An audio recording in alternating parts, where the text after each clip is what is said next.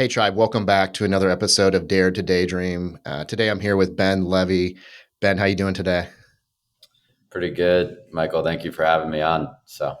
Absolutely. We meet again over coffee, except this time through the lens of the camera. So glad to have you on here today. Ben, we can kind of jump right in, and I know the listeners will be able to, those who don't know about you and Final Third and the LCFL, will be able to read a ton about it in the show notes and some of the descriptions that we'll put in there. But kind of just go back to the beginning, of how this all start for Ben and this amazing inspirational mission and this vision that you're on. And I guess I want to highlight it all started around soccer. Is that right?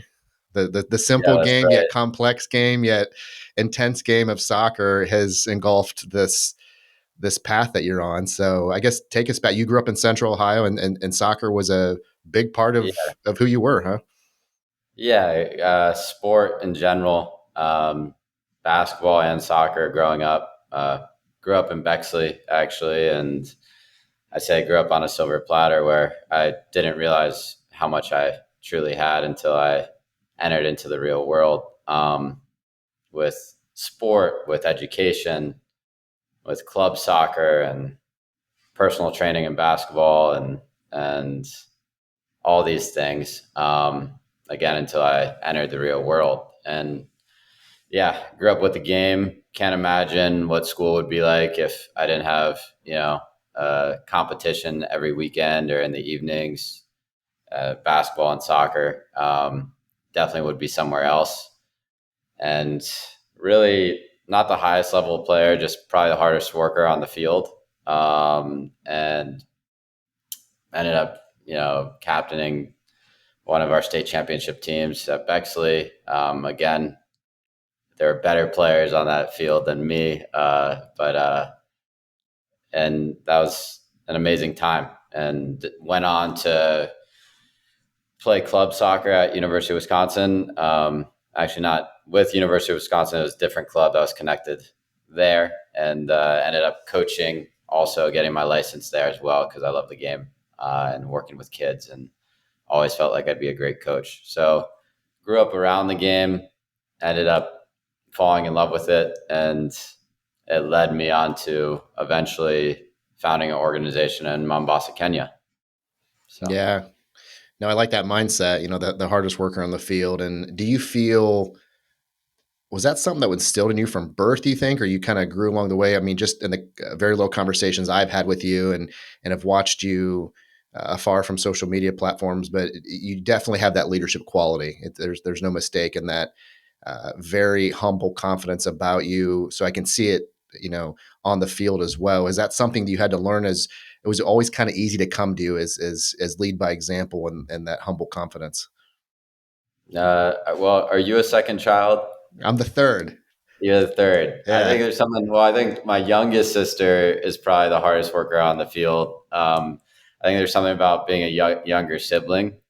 Had an amazing family. Had an amazing older brother growing up. Really supported me. I I don't know where it truly comes from. I believe action speaks much louder than words, and lead by example, and really do what you say and say what you do, kind of mentality. Um, but yeah, that's really throughout my whole life. I've I think ever since I was probably 5 years old, I had some sort of that in me, where I just wanted to work hard and wake up every day and get to work, whether it's out on the soccer field or in the classroom. So Mm-hmm. I can yeah, imagine for your teammates, it's probably pretty easy to follow Ben. So the rest is probably history and state championships and everything that goes with it. So take me through. I know we discussed in the past about a week ago. You kind of had this vision, even from a young age of, and I think your words were, something's not right in the world. And how did that translate over to when did you know? I guess you were supposed to be a social entrepreneur, like this is your calling, right? And I guess kind of blend that with it. It kind of coincide with when you had that whisper of something not right in the world. What's that mean for you? Well, it's like, yeah, when we were sitting earlier on something's not right in the world, I think I've always had that underlying feeling, uh, whether it was when I was 15 years old, when I first, I think, said that to my dad, and we were driving in the car. But as a social entrepreneur, I don't think that those terms or that phrase ever came into play.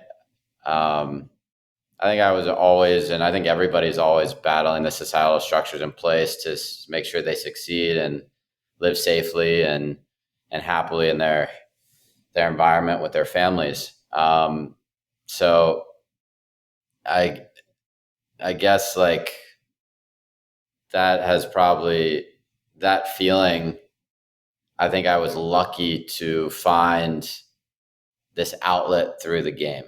I always wanted to give back, or I always felt like the world wasn't that fair, and that I was given this opportunity that when I saw the real world and when I got out of my bubble finally, that many others are not.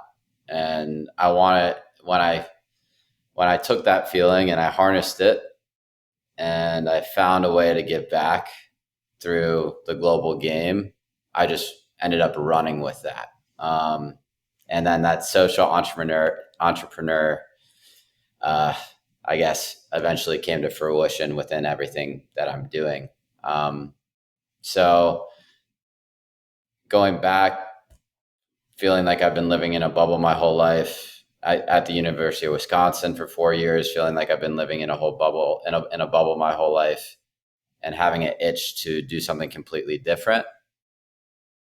That's when I found this volunteer opportunity in Mombasa, Kenya, through a family friend to volunteer as a soccer coach.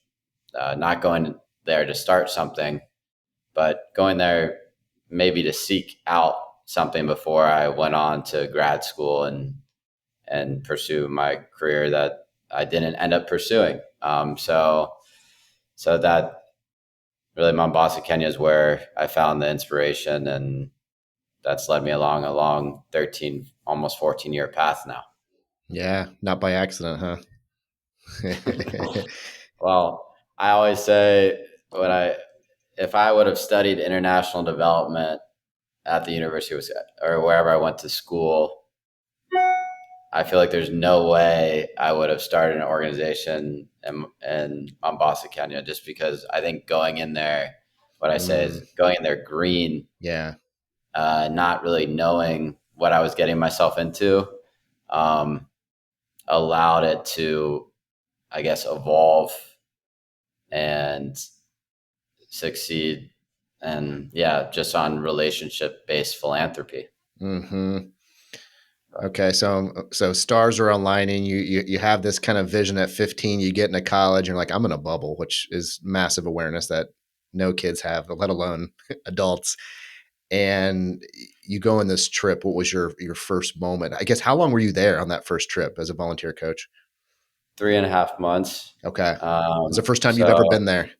first time I've ever been there. I went there to volunteer, and people speak on voluntourism a little bit, and there's nothing wrong with that. Um, I went there to jump right in, so and try to experience and be with a different culture. So Hmm. And yeah, so you get your feet wet probably the first few weeks and figuring out what that looks like. When did you know like there's more to this story for me, and I'm not supposed to be here just for a coach? There's a bigger why behind this. Was it that trip, or maybe it's when you came home and reflected a little, no, I guess? but yeah, that trip. So what happened in Mombasa? Again, I went there to volunteer as a coach, and after really 3 weeks of being there and coaching different clubs within this poorest area of Mombasa, Kenya, I was amazed by these volunteers these coaches that were volunteering in the poorest area of Mombasa, Kenya, Likoni, where there's at that time there were about 150,000 people. And I thought in my like I looked back and I was like, if this were me and I grew up with absolutely nothing and no pathway. When I say absolutely nothing, I mean there's not many career pathways that can be taken, and it's very hard to live in an area like Likoni and succeed.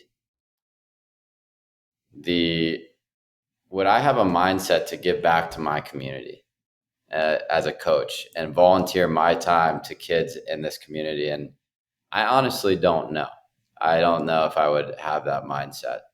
I looked at all these coaches that were already volunteering their time for their kids and their part of their community. And I was like, let's do something special. And it just really, while I was there, this idea came out of Likoni Community Football League and bringing these coaches together. And I was 22 and again, had no clue what I was doing. And had an organization I volunteered through to lean on to start the fundraising process.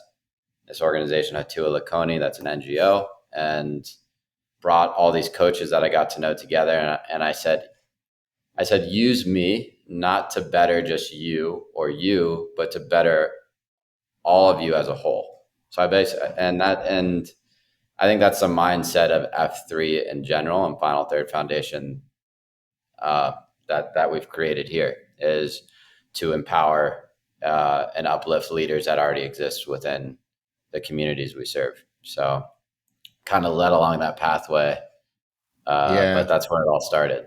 Okay. Yeah, Yeah. I remember you saying the LCFL started prior to Final Third, which we'll definitely get into to see what that looks like. So I'm just thinking, you go 3.5 months, this fire's burning, right? Lightning in a bottle, and boom, you come home. Then was it like you're on the plane on the way back with like, no, no, no, I got it, turn this thing around, I've got unfinished business. I mean, you had to just been on fire with like what you wanted to do and what that looked like, just coming back in the States where you already were questioning something's wrong here. And I'm, on the silver platter in this bubble, and there's, people who need help. What'd that look Yeah. like when you got back and already had this vision? Well, so I always say like I felt the most alive I've ever felt. Like as far as traveling to really a different world and being in a community and seeing happiness actually in a different light. Um, where and feeling comfortable just juggling a ball back and forth with kids that speak a different language and most that live without running water. And it just opened my eyes to the reality more of this world. I knew it was out there, but I didn't didn't experience it until then. Um, Before I left for back home, I actually knew I was already coming back. Okay. I deferred from grad school for a year, spoke to my parents about it, knew I was coming back to fundraise and then go back again the following fall. So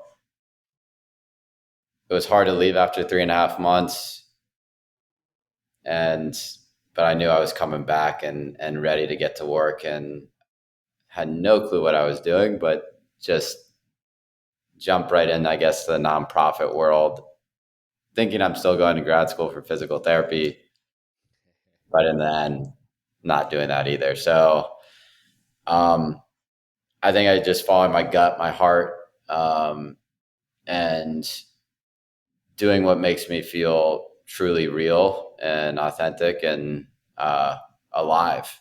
And that's what I've been doing ever since. That's beautiful.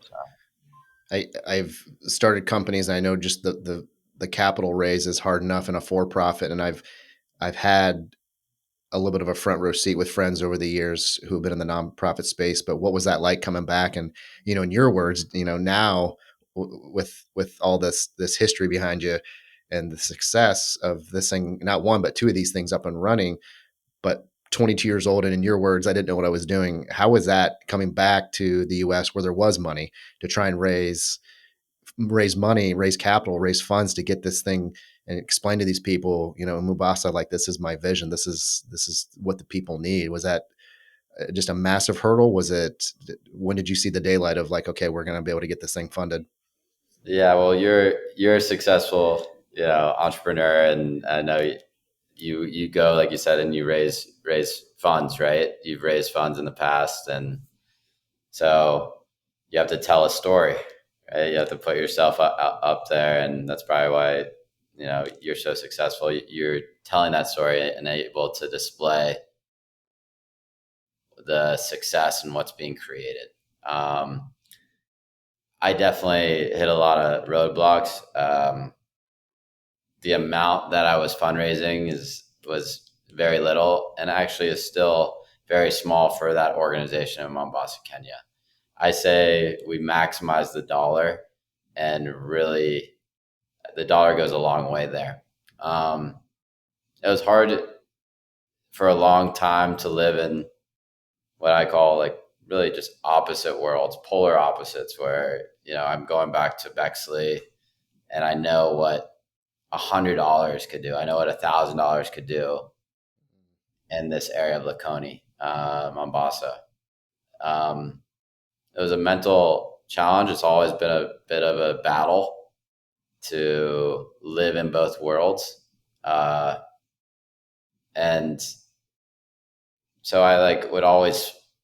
I think most of my 20s fight that battle and struggle with it. I think going into 36 years old this summer, I'm finally figuring out how to live with both, and do the best I can. But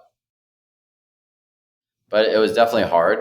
The organization in Likoni runs on, not you'd be very surprised, probably average in the beginning $5,000 for the first 5,000 to $10,000 per year, and really just paying coaches and leaders there that ended up running the organization a very small amount, and then over time that increased a bit. So it was definitely learning how to present, learning putting presentations together, telling the story. That took some time and some inner struggle too, on trying to explain to people what it really was I was doing there. So Sure. So then I guess take me through after that, right?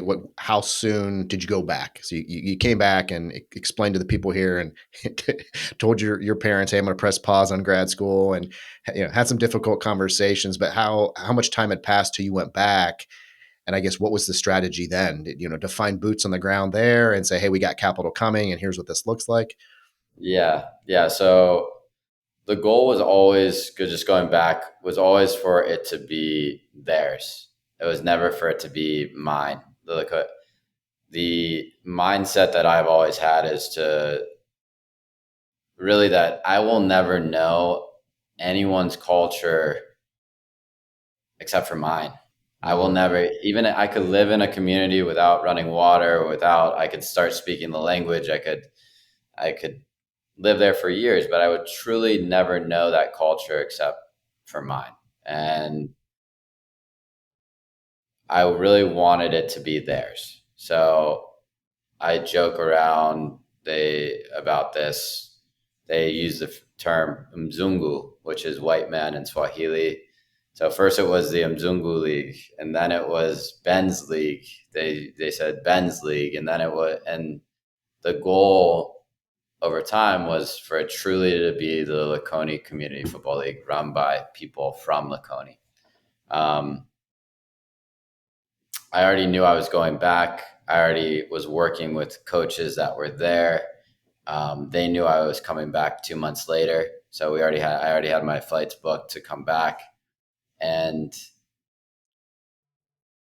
over time, the right people actually came through. The leaders that were coaches, they got to know me, after traveling 2, 3, 4 years back and forth and finding the right people. And now, 13 years later, those people are still leading the organization. And I call them family, Mm, really. I've known them mhm. for so long. But I guess what I, going back to that, the goal was always for it to be theirs and never mine. And it's truly theirs now. I never need to go back. I go back to provide really legitimacy to what we're doing. But it runs now without us.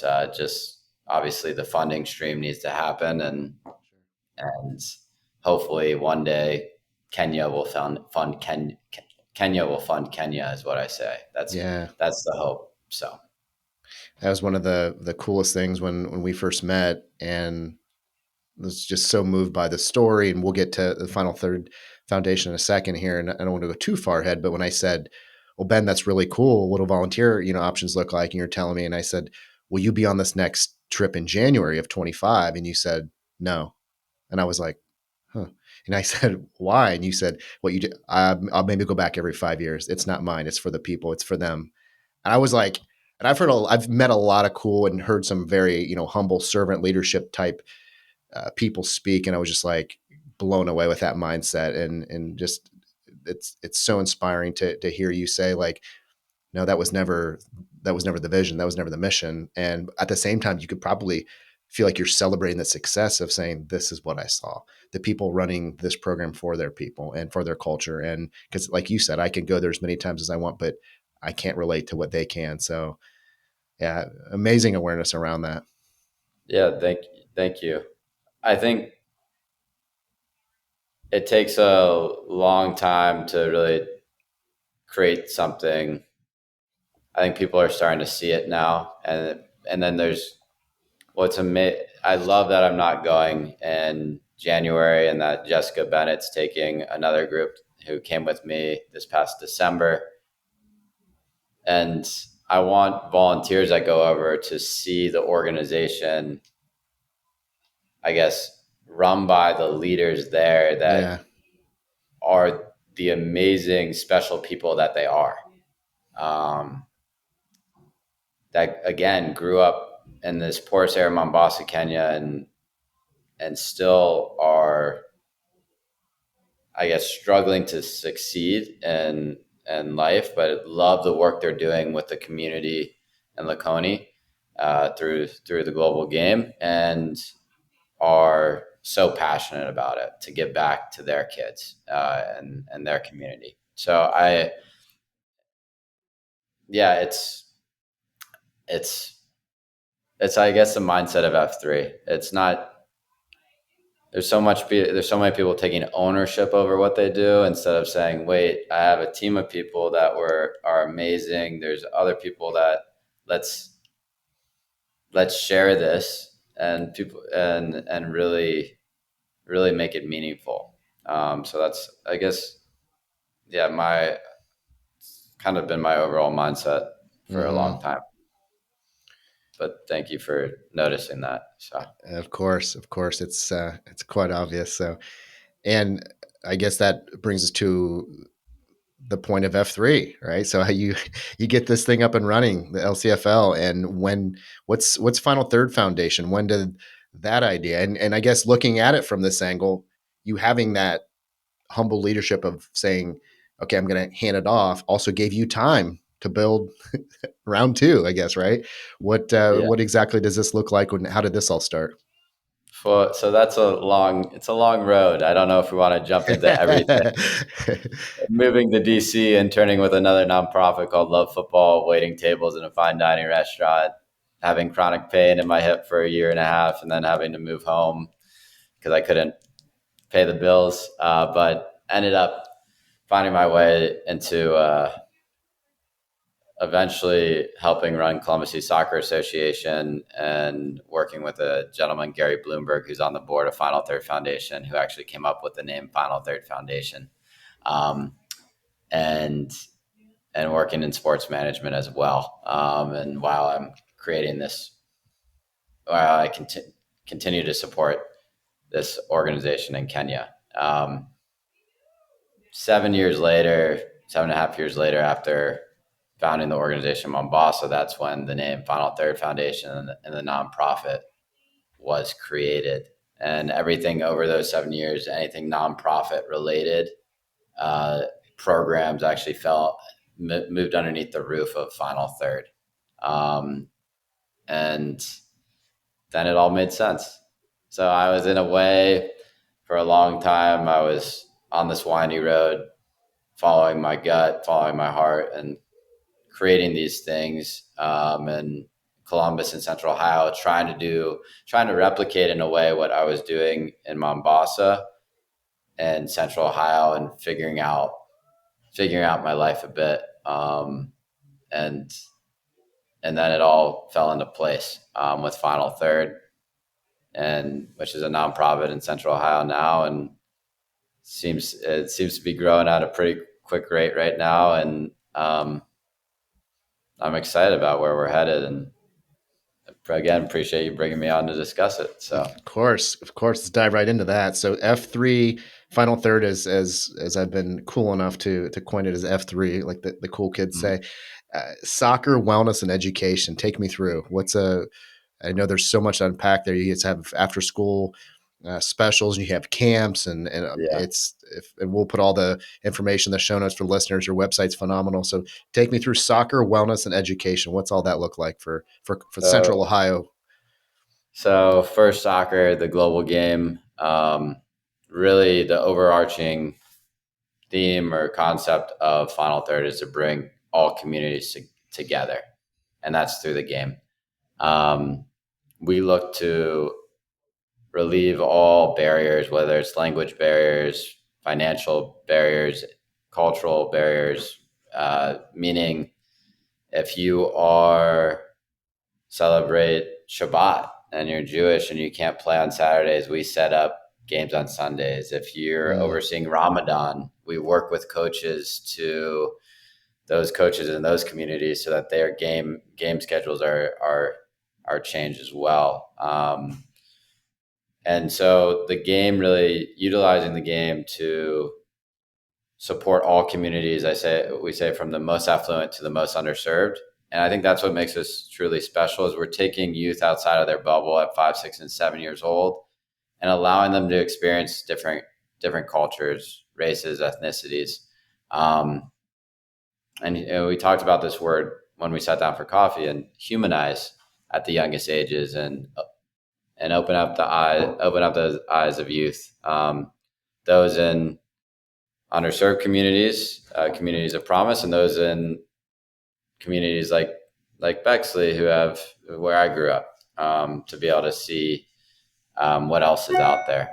Um, so that's the game, soccer, recreational soccer programming. We oversee Easton Fields, Pathways Park, and that facility is now a melting pot of Columbus, because of all the discounts, scholarships we give through our, what I call, assets, our recreational programs, our facilities, and more. So education, we talk about wellness and education. And the soccer arena, that'd be referee education, coaching education.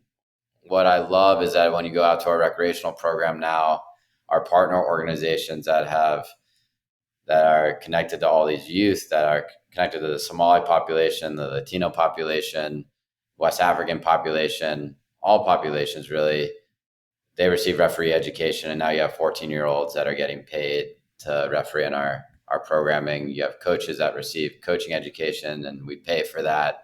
And they're pursuing their career as a coach.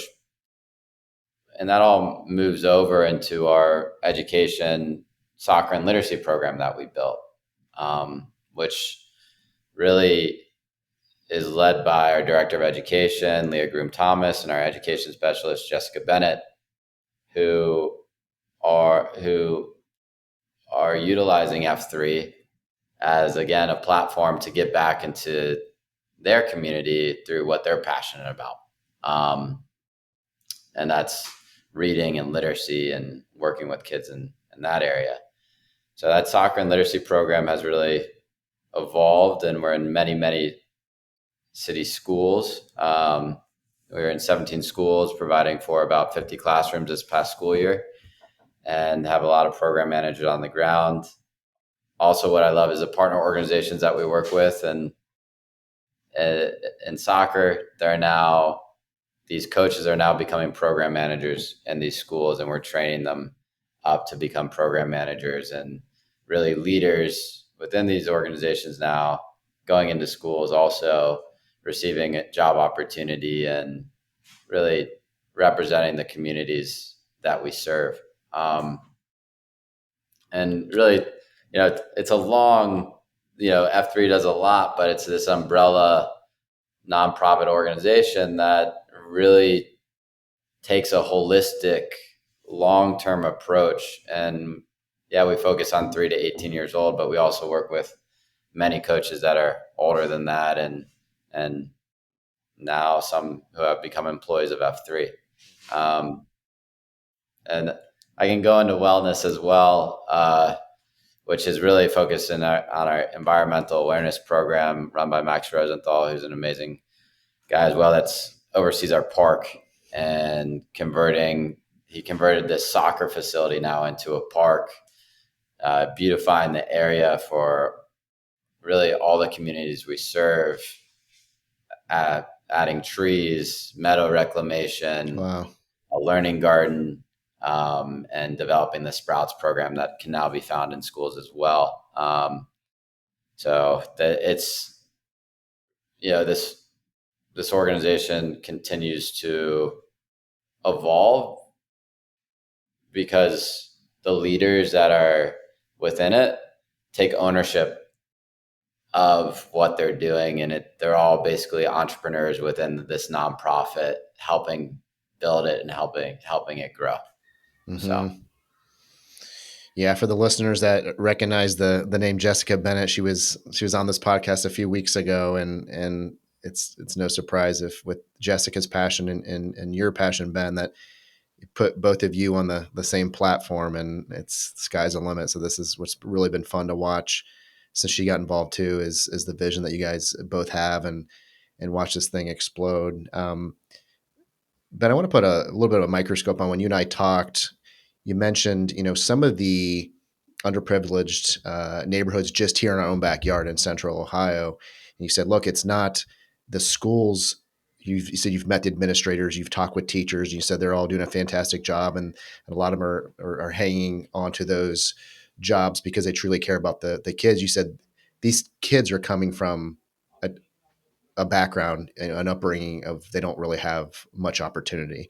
And I thought that was very eye opening. As a lot of people look at different school systems as, they kind of judge maybe the neighborhoods and different things like that. And your take was no, some of the school systems are doing a great job, but it's our job, meaning your job is what you're doing, and our job as the community to look outward and look at these kids and say, how can we help in the community to give them, I think you mentioned like their parents don't even talk to them when they get home, or maybe they don't even read a book to them. They don't even have a book inside their house, or they're kind of on their own at age 7 after school. And so, kind of take us through like what's the mindset of that, and how important is that to F3 is you're not necessarily trying to raise these kids, but you're just trying to make an impact of, hey, a day after school, 5 days after school, anything we can do to help out. yeah, I think, well, Columbus City Schools, for example, a lot of people say it's a failed system, and there needs to be changes. And maybe from a funding perspective and where all those funds go, I don't know enough really. What I do know is how hard the principals and teachers work every day, and that we really have to look at each principal as a CEO of their school. Oh, It's amazing how our program managers know exactly which schools they want to go to, and they say it's because of the principal. The principal is out there connecting with students, walking around. And some schools, actually, the principals aren't. And those are the schools actually where we notice that there's a different environment. The teachers also, it really stems from the principal and the person leading that school, which it's it's a human element. It's relationship based, and that's how our nonprofit works as well.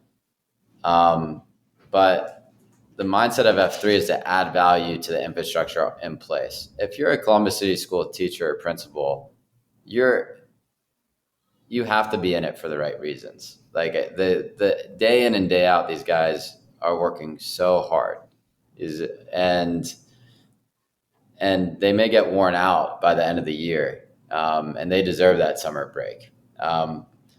But I guess, yeah, going back to that, the mindset of F3 is how can we take a little bit of pressure off these teachers and this staff, and how can we provide fun and generate confidence about reading and literacy, and also awareness about the environment and health and nutrition, and create this added value in the small way that we can, um, and partner with Columbus City Schools, partner with other schools, partner with early childhood educators to truly level that playing field that we say off the pitch. There's studies that show, and our director of education is working on this as well on a day to day. That if you combine play with learning and reading, that children do learn at a fast rate. So can we provide amazing program managers for really only an hour and a half to depending on 3 hours a week, maybe if it's 2 day a week program, to generate confidence about reading and learning and make it fun so that they go back into the classroom, and it kind of and it eases that, I guess, strain of the teacher student and the student as well. But those teachers are working every day, and we're Yeah. just coming in for that hour and a half. I guess that's the mindset, of F3 and me, and myself on how we feel about what we're doing in the community.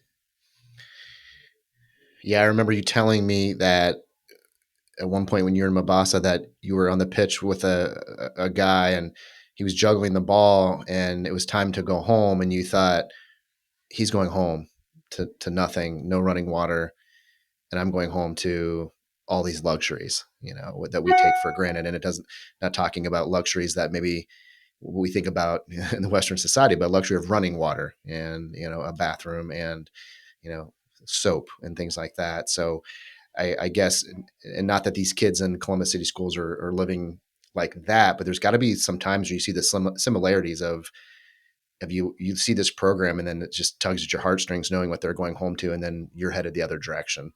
And it probably just feels, how do you combat that? We're like, is there times you think I just can't help enough, or we're not doing enough, or I can't get this thing to go fast enough, even though you've had all this momentum and all this growth and the referee programs, your education platform is unbelievable.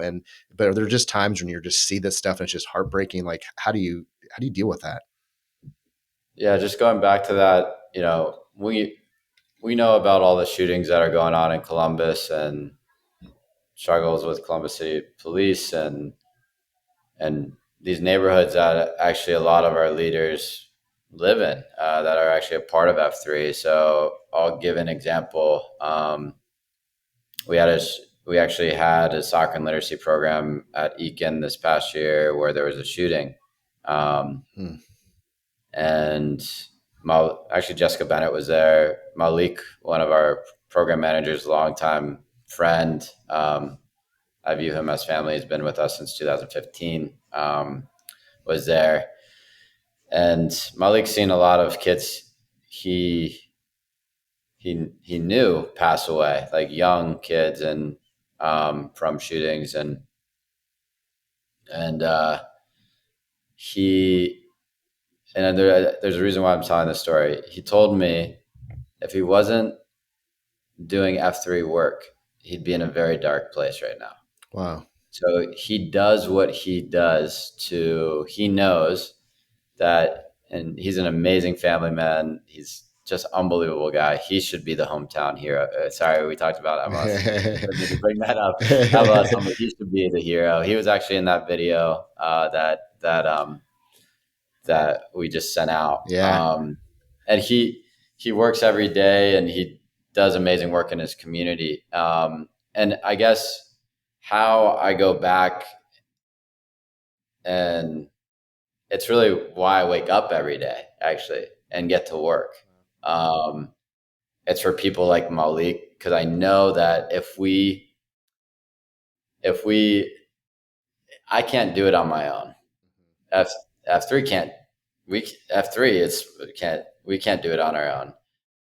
But the mindset is, if if F3 can support Malik, or if F3 can support Muhammad, who oversees Ohio Youth Academy, or Martin and Galacticos, or Columbus City Schools, that who and these amazing principals and teachers that are already making a positive impact in the way they can, if we can be a structure or platform to lean on, then that will allow for an positive, I don't know if I'm saying this right, a positive exponential impact that can be made, because you're working as a team now, Yeah. instead of just one leader. So how I go back and kind of, I guess I don't shut off. You're saying how it's kind of like, I just, I guess I just believe in what we're here to do. And then I wake up the next day and make my coffee and get ready to go again. So, and to building and sharing our story. But yeah, I don't know if that answers your question, No, it but does, and it's the mentality of there's more work to do. There's no finish line, if I'm understanding you correctly and hearing you. yeah, the joke is like, between my stats, some of the guys that I work with, and women, is when we get something, or something so successful, I just say, let's keep going. We're Yeah, nowhere close. We're yeah, nowhere close to where our end goal is. And I don't know if there's an end goal. We're putting systems in place to succeed, and creating this and finding the right people, and there's a ripple effect there. yeah, Um, I think the world's too big and a little bit too too messed up to really, we can, let's make the positive impact we can while we're here, I yeah, guess. yeah. Make the change where you possibly can, and so I have to say, I asked Ben if I could bring this up because he stumbled I upon it, just brought it and up. you, in your own humble way, of course, you're bringing somebody else into it. And I said, if you don't want me to talk about this, I won't. And you're like, whatever.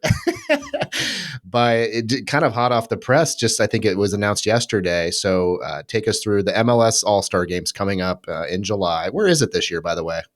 It's in Is it here? Columbus. Okay, that's what I kind of thought. I was That's like, I was like, is it going to be in Columbus? I'm like, maybe that was too easy. But based on the video that was sent out, and so the MLS All Star Game going to be here in Columbus this year, and there was a video sent out on social media that Ben, Mr. Levey, is going to be honored as a local MLS All Star hero. Take us through. I know this feels icky for you to talk about, but we want to hear it. the yeah, they nominate, the city nominates people that they view as heroes within the community. That, and actually, it's funny, we checked off every box, Mm.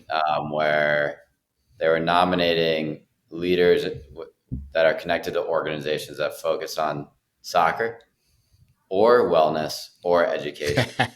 Check, check, I, check.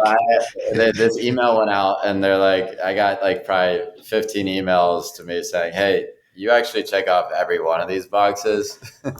So there was a nomination process, and people put in nominations, and then there's a nomination committee, and I was one out of the four leaders that were chosen. Amazing other three leaders that I hope to work with all of them very soon. Actually, I've sat down Mm. with each of them.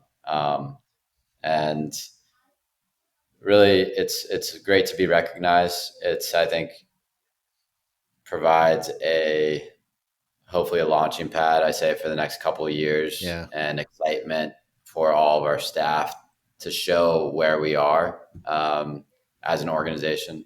F3 is becoming more legitimate, and even bringing a board member, a good friend of mine, Joe Macklin, and Jessica Bennett, and Ben Hur, who did all the photography over to Mombasa, Kenya, Hmm. bringing them there this past December, having them experience what F3 is all about and come back. And it's amazing to see, Jess has taken it to another level. Joe has taken it to another level because just makes it more real Hmm. for them to see it with their own eyes.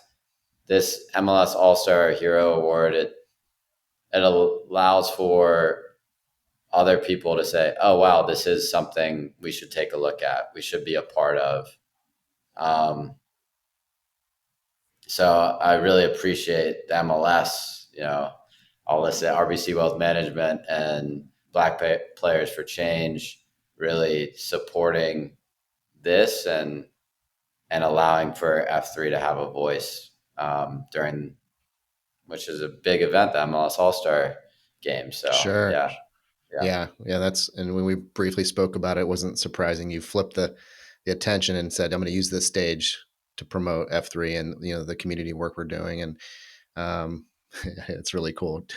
You were 3 for 3 on checking the boxes. That's hilarious. yeah, But very cool. So, Ben, how, I guess, kind of a two and one here. What's the future look like for F3, and how can listeners get involved, be it with their dollars financially or volunteer yeah. opportunities? So, well, everybody asks what's our how do we measure success? And we talked about this, and this when we talk about future. The future looks like stronger and stronger relationships, keeping those relationships and forming more relationships, and that's with Columbus City Schools, Columbus Police, actually, with our partner organizations that already exist, with more partner organizations that are on the west side of Columbus, not just the north and east side of Columbus. Um, Further growth.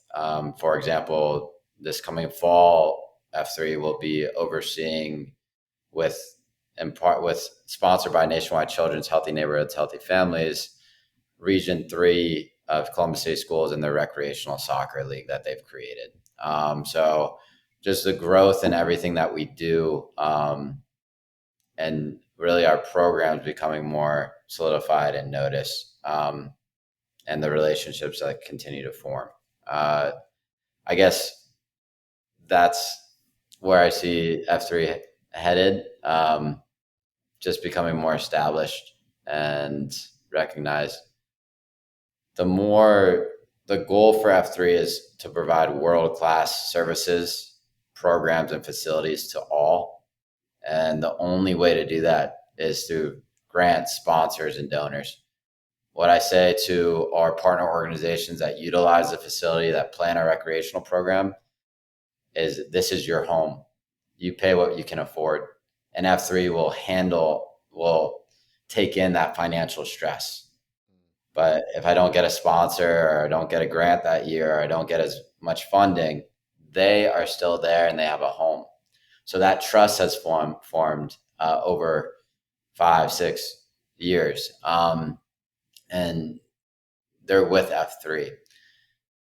The sponsorship dollars or grants will allow us to provide those world-class services that we're aiming for and facilities. So that's where the dollars will go, to more programming, to more people to oversee everything we're doing to add the value that we're already adding. I think philanthropy is trust-based and relationship-based, Yeah. and I think not enough people realize that this is relationship based with leaders that already exist in the community, um, and that allow for those leaders to make decisions for their community to succeed.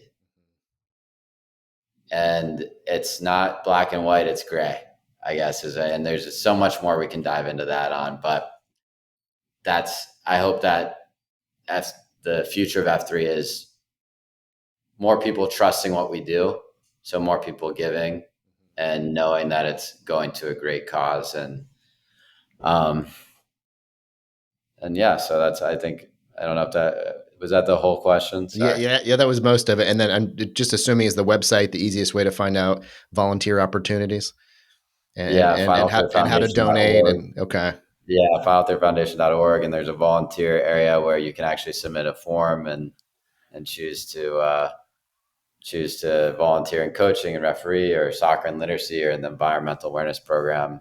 Come out and plant trees in November. We got another 60 trees we're planting out there, and nice. there's a bunch of things. Yeah. And So and hit that donate button, listeners. yeah. Uh, Ben, this has been great. I have two final questions for you. And my first one is, what's one thing that you've learned about yourself as you've gone through this experience? So it's that to truly believe in myself. I think I've always had trouble. Mm-hmm. I think I said I'm going on 36. It's just continue to follow my gut. Really believe in that. And it takes a long time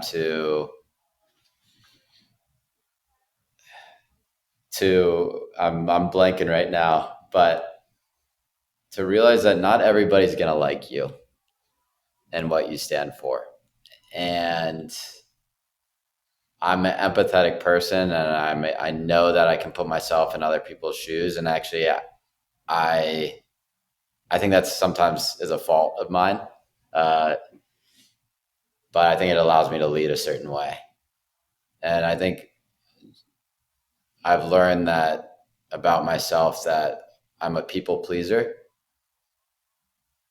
but I need to follow my path and what I stand for, and I there's no way I can please everyone if I choose to do that. But my true happiness and what feels right is following my path, and I just have to let these people go. Mm-hmm. So I guess that's what I've really learned about myself. Thank you. Last question, Ben. What advice would you give to someone who's hearing the whisper of a dream and path or a path in life that just seems too crazy to chase? Chase it. To chase it. Be yourself. Like it sounds funny when I say this. Be yourself. Take a deep breath and we talked about allow yourself to really feel and slow down and see see what's really of value in this world. Um, Chase it and be patient. Be patient, but chase it. So yeah. Beautiful. Ben Levey, FCFL or LCFL, mess that up. Ben Levey with the LCFL and the Final Third Foundation. Thank you so much for being here on the podcast with me today. Thank you, Michael. Appreciate you having me.